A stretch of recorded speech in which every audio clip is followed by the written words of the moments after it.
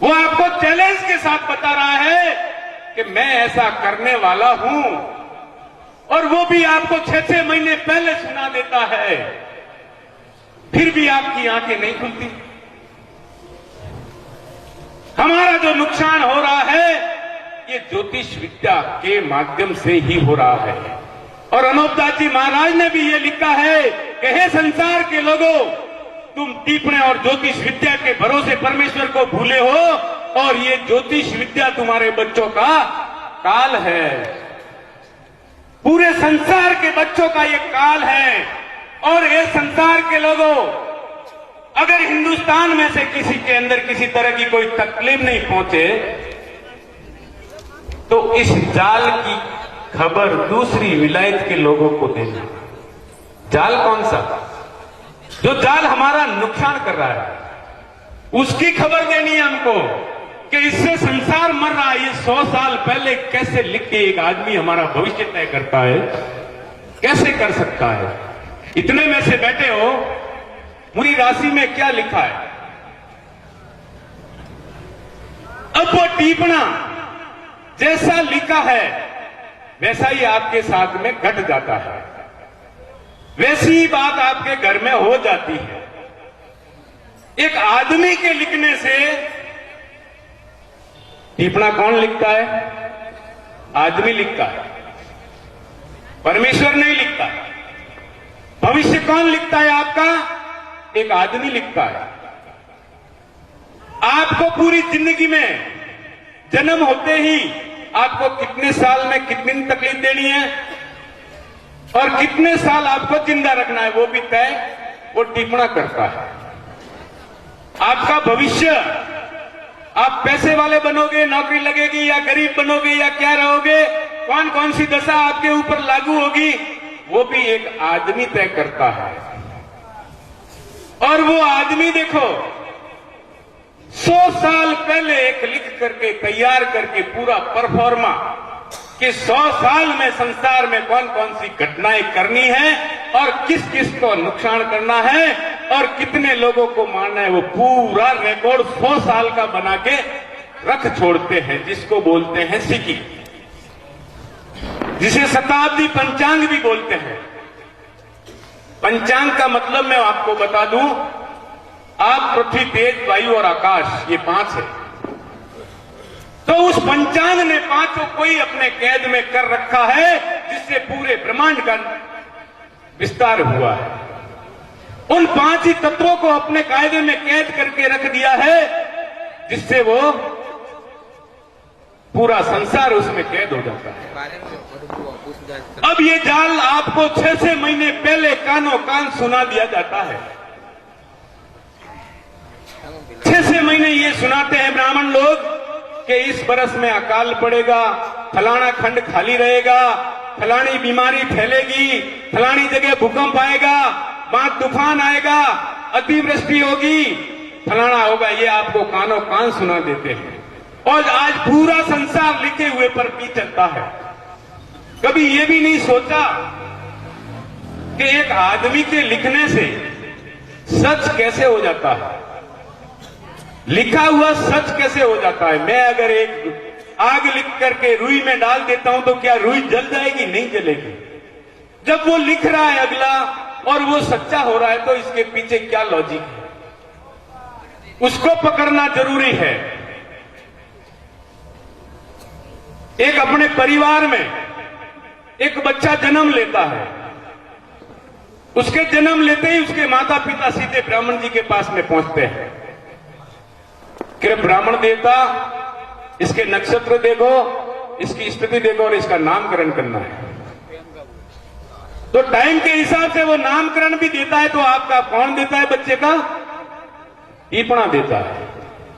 बच्चा जब जवान हो जाता है, शादी की उम्र हो जाती है और बच्चे बच्ची की शादी करने को आप तय करने जाते हैं, तब मान लो दोनों रिश्तेदार आपस में बिल्कुल आपके मन मिल रहा है, लड़का लड़की को पसंद है और दोनों में बात तय हो जाती है। फिर जाते हो आप पंडित जी के पास में, तो पंडित जी कहते हैं कि इसका तो नामा जोड़ा नहीं मिलता है।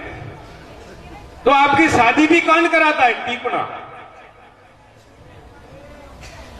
टीपणा कराता है शादी, और मरने के बाद भी ये टीपणा आपका पीछा नहीं छोड़ता, क्योंकि ये 5 से 10 लाख रुपया आपसे खर्च करवाता है। जैसे ही हमारे बुजुर्ग पिता वगैरह कोई भी देहात हो जाती है देन, तो हम सीधे पंडित जी के पास में जाते हैं और उनको 12वें का हाल पूछते कि इनका 12वां कौन सी तारीख को रखता है। तो वो 12वां भी आपका टीपणा तय करता है, और 12 दिनों के अंदर आपसे कम 5 लाख रुपए नॉर्मली वो आपसे खर्च करवाता है। फिर बनियों के जाल को तुम सर आंखों से काम में लाते हो और 84 लाख कुंडियों को सर के ऊपर उठाते हो। प्रमाण के सहित मैं आपको बताता हूं, अगर आपने नहीं देखा हो तो 12 दिन आपके घर में जब भी कोई मौत होती है तो गुरुड़ पुराण का वाचन किया जाता है। अलग जातियों में होगा नहीं होगा सिस्टम मुझे पता नहीं, लेकिन हमारी राजपूत जाति में ये सिस्टम है। तो 12 दिन तक वो गुरुड़ पुराण चलती है कि अब तुम्हारे पिताजी वैतरणी नदी में फंस गए हैं, इसलिए उनको वहां से बाहर निकालना है, इसलिए आपको दान पुण्य करना पड़ेगा। तब आप उसको दान पुण्य करते हो। फिर वही जाल की किताब 12वें दिन उसके बच्चे के सर पर रख करके वो गुरुड़ पुराण जो 84 की नकल है, जो 84 का भेद है, आपको सीधी 84 पर पहुंचाती है। उसको सर आंखों से काम में लाते हो, सर पर रख करके दरवाजे तक उस ब्राह्मण पंडित को आप छोड़ने जाते हो। ये 84 लाख कुंडियां आपके सामने पड़ी है, ये जाल आपके सामने पड़ा है, लेकिन ये सच्चा कैसे होता है इसको आपको समझना बहुत जरूरी है। लिखा हुआ सच्चा नहीं होता। एक शादी की होती है और अपन पत्रिका देते हैं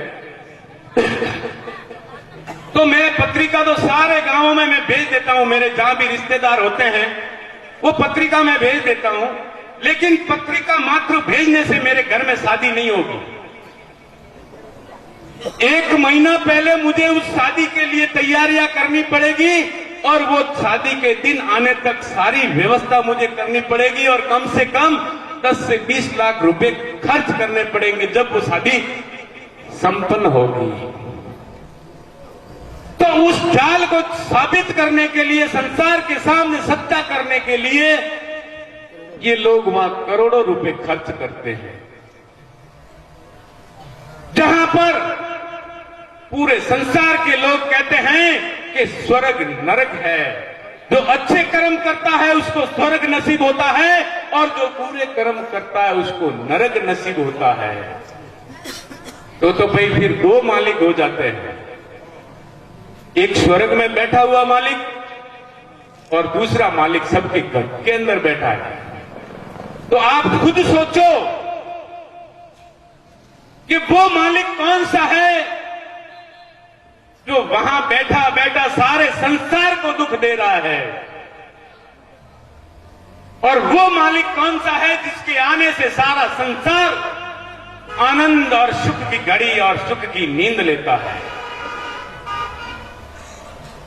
जब जल बरसता है, जब पृथ्वी माता पानी पीती है, और उसके पानी पीने से उसकी ऑटोमेटिकली करोड़ों जीव और करोड़ों ही तरह की वनस्पति और फल फ्रूट उसमें पैदा होते, तमाम सृष्टि उससे परवरिश पाती है। ये मालिक तो ऐसा है, दयालु है, और तमाम सृष्टि के जीवों पर दया और रक्षा रखता है, और हमेशा ही अपनी कृपा रखता है। तो भाई वो मालिक कौन सा है जो वहां बैठा है स्वर्ग नरक में? जो अच्छे कर्म करता है उसको स्वर्ग में डालता है, और बुरे कर्म करता है उसको नरक में डालता है। फिर वो स्वर्ग नरक है कौन सा? तो उसको पता है। ये स्वर्ग नरक लिखने वाले, जिसने किताब के अंदर स्वर्ग नरक का हवाला लिखा है, जिसने उस जगह का वर्णन लिखा है, उसको मालूम है।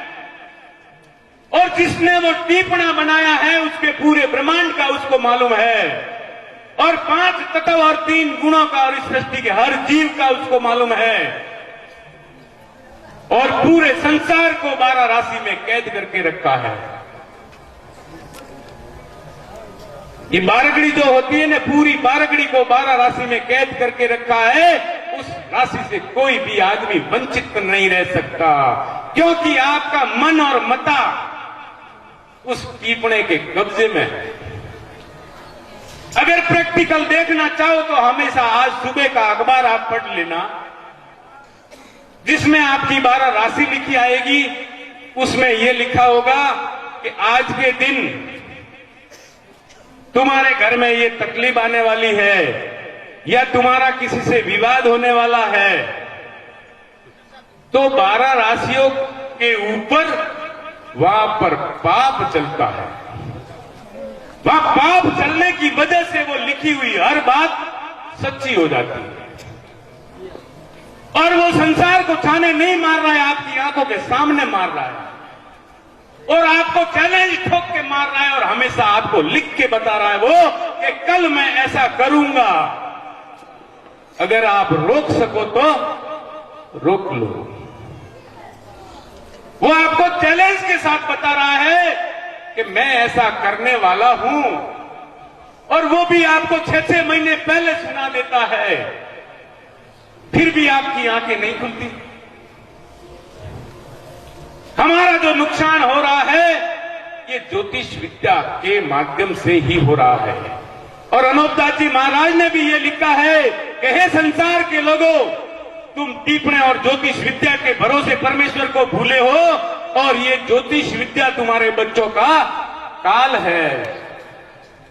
पूरे संसार के बच्चों का ये काल है। और ये संसार के लोगों, अगर हिंदुस्तान में से किसी के अंदर किसी तरह की कोई तकलीफ नहीं पहुंचे, तो इस जाल की खबर दूसरी विलायत के लोगों को देना। जाल कौन सा? जो जाल हमारा नुकसान कर रहा है, उसकी खबर देनी है हमको कि इससे संसार मर रहा है। ये 100 साल पहले कैसे लिख के एक आदमी हमारा भविष्य तय करता है? कैसे कर सकता है? इतने में से बैठे हो, आदमी कल का नहीं बता सकता है, तो वो 100 साल पहले लिख करके हमारे बीच में छोड़ता है और हर साल उसके माध्यम से नए टीपणे बनाता है और पूरी दुनिया में उन टीपणों को फैला देता है और पूरे संसार को 12 राशि में कैद करके वहां पर होम आहुति, वो मालिक जो दूसरा जिसको संसार को स्वर्ग नरक सुझाया है। क्या सुझाया है? स्वर्ग नरक जिसको दुनिया बोलती है, जिसको दोखज बहिष्ठ बोलती है, जिसको जन्नत बोलती है, जिसको हेवन हेल बोलते हैं, वो जगह पाप करने का अड्डा है। और वहां से ही हर लिखी हुई बात को ये सच्चा करते हैं और उसके लिए हर साल इनको करोड़ों रुपए खर्च करने पड़ते हैं। हम सभी को अभी एक ही बात को लेकर आगे बढ़ना होगा कि हमें बहुत जल्दी हिंदुस्तान या भारत सरकार से या सुप्रीम कोर्ट से इसकी जांच करवानी है, टीपणा और सिक्की कि साहब ये आदमी लिखता है, परमेश्वर कोई किताब पोती नहीं लिखता है, तो ये लिखी हुई हर बात सच्ची कैसे हो जाती है? ये बात फौरन ही उस लोगों के समझ में आ जाएगी। अगर कोई मुजरिम है और मजिस्ट्रेट उसको फांसी की सजा सुनाता है, तो फांसी की सजा उसके कागज के ऊपर लिखने मात्र से उसको फांसी की सजा नहीं होगी। उसके लिए प्रैक्टिकल उसको पुलिस के माध्यम से फांसी के तख्ते पर ले जाया जाएगा, वहां उस जल्लाद को बुलाया जाएगा, फिर फांसी का फंदा उसके गले में डाला जाएगा। जब उसको फांसी लगेगी, खाली कलम से लिखने मात्र से फांसी नहीं लगती, तो खाली कागज में कलम मात्र से लिखने से